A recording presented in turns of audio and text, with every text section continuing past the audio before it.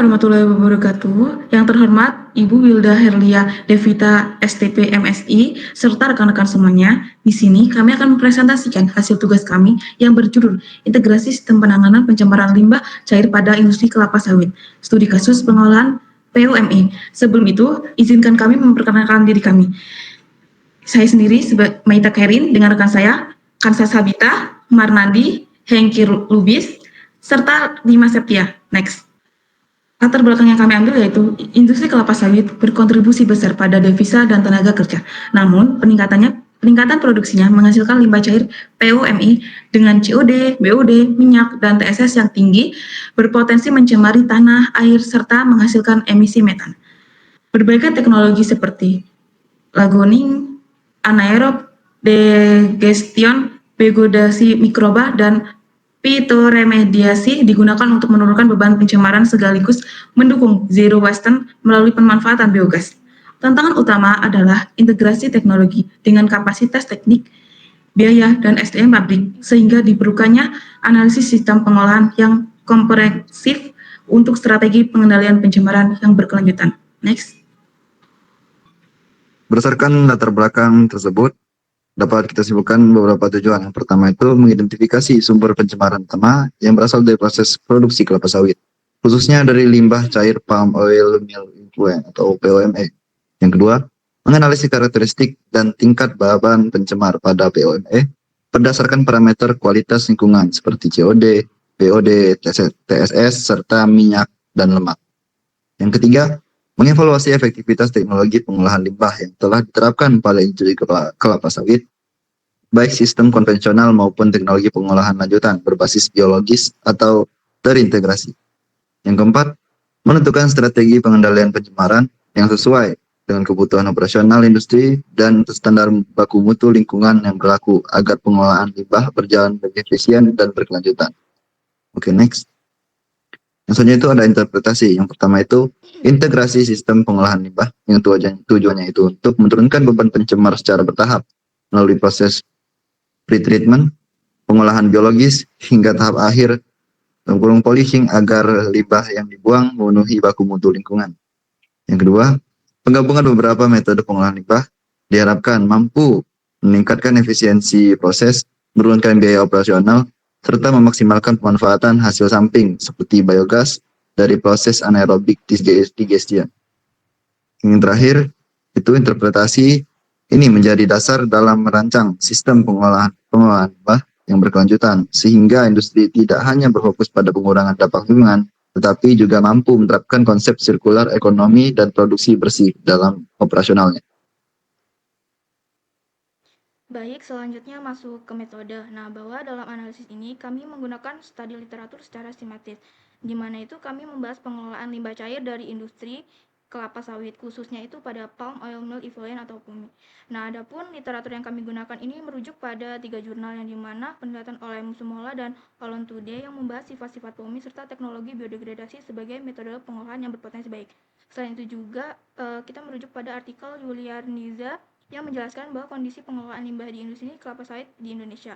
Dan terakhir itu kami merujuk pada artikel oleh Maulana untuk mengevaluasi tingkat keefektifan penerapan teknologi penguraian anaerob untuk menurunkan parameter pencemar seperti COD dan BOD.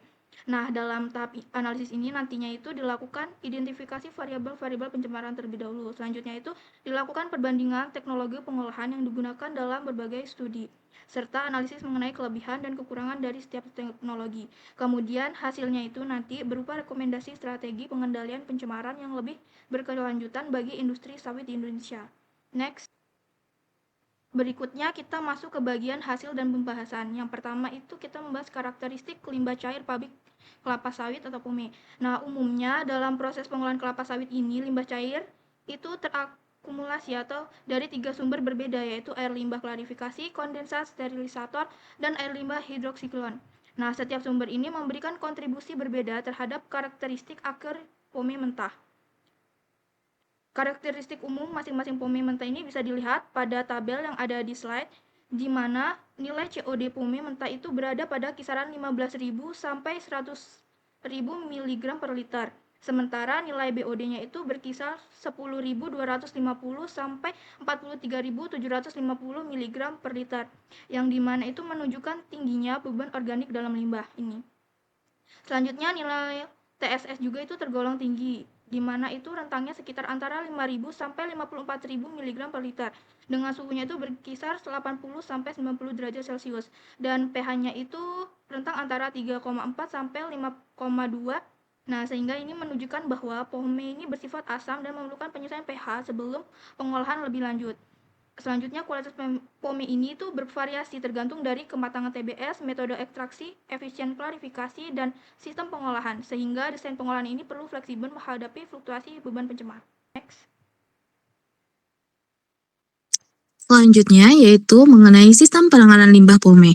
Yang pertama yaitu Ponding System or Land Application, di mana sistem ini yaitu kolam pengolahan POME digunakan oleh kurang lebih 85% pabrik karena biayanya rendah, desainnya sederhana, dan perawatannya mudah. Tapi ini membutuhkan HRT panjang yaitu sekitar 100 sampai dengan 120 hari.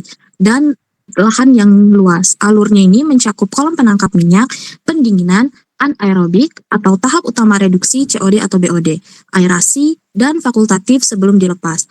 Nah, proses anaerobik efektif menurunkan COD, BOD, dan amonia, tetapi tidak mampu menghilangkan warna serta menghasilkan emisi metana, yang mana sistem ini juga itu membuang potensi biogas dan memerlukan area besar.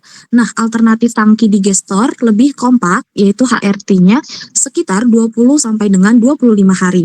Namun, biaya peningkatan CH4 yaitu masih tinggi, sehingga menghambat pemanfaatan energi biogas secara luas. Next. Yang kedua yaitu sistem penanganan limbah POME dengan treatment, yang mana pengolahan biologis POME menurunkan beban organik melalui mikroorganisme dengan sistem anaerobik paling efektif untuk reduksi COD, BOD, TSS, warna, serta minyak atau lemak, sekaligus menghasilkan biogas. Nah, teknologi seperti USB, ABR, fluid bed, anaerobic filter, dan MBR itu akan meningkatkan efisiensi dengan HRT lebih pendek dan produksi biogas lebih tinggi dibanding kolam terbuka. Selanjutnya yaitu kombinasi anaerobik-aerobik seperti SBR, trickling filter, activated sludge, yang mana itu mampu mencapai reduksi COD lebih dari 90% untuk memenuhi baku mutu. Yang selanjutnya yaitu fitoremediasi, yang mana menggunakan tanaman seperti Tipa, Vetiver, Ipomea aquatica, dan Spirogyra, yang mana efektif menyerap nutrien dan menurunkan COD atau BOD dengan biaya yang rendah. Selanjutnya yaitu bioremediasi, di mana bioremediasi mikroalga seperti Chlorella sp yang membantu menurunkan nitrogen, fosfor, dan residu organik sekaligus menghasilkan biomasa bernilai yang didukung reaktor biofilm seperti DHS, yang mana untuk pengolahan berkelanjutan. Next.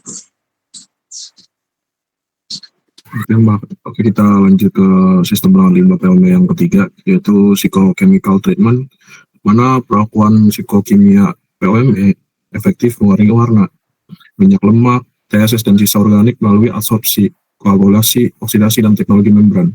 Nah, berbagai serbon biomasa ini dinilai murah seperti serat sagu, PKS, kulit pisang, TKKS, tempurung kelapa, dan sekam padi. Ini dapat menurunkan COD BOD seperti yang kita tahu tadi dan warna hingga mencapai 90%. Selanjutnya itu ada koagulasi dan flokulasi, di mana VeCl3 dan PAA biji mangga dan abu terbang itu menjadikan bahannya dan bekerja cepat, namun menghasilkan lumpur lebih banyak. Dan elektrokoagulasi ini akhirnya menggunakan elektroda AI mampu menurunkan COD hingga sampai dengan 96% dan warna 100%. Dan ini hampir memenuhi baku mutu. Dan lalu ada metode lanjutan seperti kavitasi dengan ultrasonik H2O2, fotokatalik TiO2 atau CU, dan steam reforming. Ini meningkatkan degradasi organik dan dekolorisasi, namun masih terkendala energi dan skalabilitas.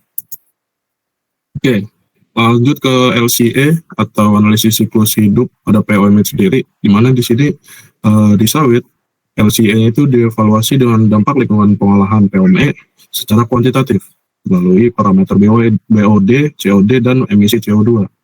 Lalu kita identifikasi bioreaktor anaerobik ini terintegrasi dengan bakteri mesofilik dan termofilik, plus bioadsorben kulit pisang sebagai metode paling efisien.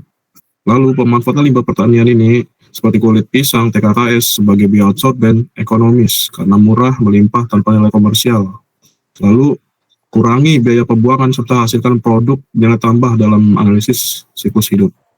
Jadi, kesimpulan yang kita ambil yaitu POME adalah sumber pencemaran utama pada industri kelapa sawit karena memiliki COD, BOD, TSS, minyak, dan lemak sangat tinggi sehingga berdampak besar pada kualitas lingkungan. Yang kedua, beban pencemaran POME jauh melebihi baku mutu dengan COD 15 sampai 100.000 mg per L, BOD 10,250 sampai 43,750 mg per L, dan TSS 5.000 sampai 54.000 mg per L, sehingga wajib diolah secara menyeluruh sebelum dibuang. Yang ketiga, teknologi pengolahan memiliki efektivitas beragam, namun kombinasi anaerob dan aerobik paling efisien, sedangkan proses fisikokimia dan fitoremediasi dibutuhkan sebagai tahap lanjutan untuk memenuhi standar lingkungan. Dan yang terakhir, strategi optimal bersifat terintegrasi, meliputi treatment pengolahan biologis, policing, monitoring, kualitas effluent, dan serta pemanfaatan biogas untuk mendukung keberlanjutan industri kelapa sawit. Sekian presentasi yang kami paparkan. Jika rekan-rekan ada pertanyaan, mohon tulis di komentar ya. Sekian presentasi kami ucapkan. Wassalamualaikum warahmatullahi wabarakatuh.